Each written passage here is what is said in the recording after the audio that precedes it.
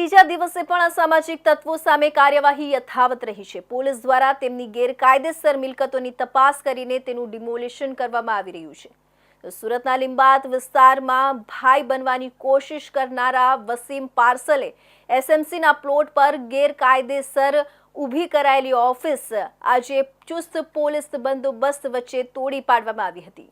Surat police દ્વારા છેલ્લા 3 દિવસથી દરેક પોલીસ સ્ટેશન હદ વિસ્તારની અંદર જે અસામાજિક તત્વો હતા તેમની યાદી તૈયાર કરવામાં આવી હતી। ત્યારબાદ કોર્પોરેશનના અધિકારીઓ સાથે સંકલન કરીને જે પણ અસામાજિક તત્વોની ગેરકાયદેસરની મિલકતો નજરે પડે ત્યાં બુલડોઝર ફેરવવાનું શરૂ કરી દેવાયું છે।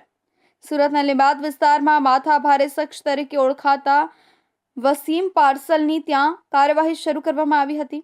વસીમ અનેક ગેરકાયદેસર પ્રવૃત્તિઓમાં સંડોવાયેલો છે। એસએમસીના ખુલ્લા પ્લોટ ઉપર ગેરકાયદેસર રીતે વર્ષોથી દબાણ કરી દીધું હતું અને સ્ટ્રક્ચર ઊભો કરી દીધું હતું। તેને દૂર કરવા માટેની કાર્યવાહી શરૂ કરવામાં આવી હતી। ડીસીપી ભગીરથ ગઢવીએ જણાવ્યું હતું કે લીંબાત વિસ્તારમાં વસીમ પાર્સલ કરીને જે વ્યક્તિ છે તે અનેક ગેરકાયદેસર પ્રવૃત્તિઓમાં હોવાનું જાણવા મળ્યું હતું।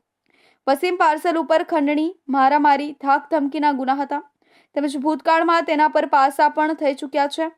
આવા અસામાજિક તત્વ નજર રાખીને તપાસ કરતા સુરત મહાનગરપાલિકાના ખુલ્લા પ્લોટ ઉપર તેણે ગેરકાયદેસર રીતે દબાણ કર્યું હોવાનું ધ્યાન પર આવ્યું હતું। કોર્પોરેશનના રિઝર્વ પ્લોટ ઉપર ઓફિસ બનાવી રાખી હતી, ક્રિકેટ બોક્સ બનાવ્યું હતું જેનાથી તે આવક પણ મેળવતો હતો। ઓફિસની અંદર ગેરકાયદેસર પ્રવૃત્તિ કરતો હતો। ઓફિસ માટે ધાક ધમકી આપવાનું કામ કરતો હતો। ઓફિસને દાદાગીરી માટેનો અડ્ડો બનાવી દીધો હોવાનું પોલીસના ધ્યાનમાં આવ્યું હતું। રિઝર્વ પ્લોટમાં ગેરકાયદેસર રીતે કોઈની પરવાનગી વગર જ મોટી સંખ્યામાં કબૂતરો પાડતો હતો અને એવું પણ જાણવા મળ્યું છે કે આ મકાનોમાં કબજો કરી લે છે, એના માણસોને મકાનમાં ઘુસાડી દે છે, ત્યારબાદ સમાધાન કરીને પૈસા પડાવી લેતો હતો। આ પ્રકારે વિસ્તારમાં પોતે ભાઈ બનવાનો પ્રયાસ કરતો હતો। તો હવે સમય છે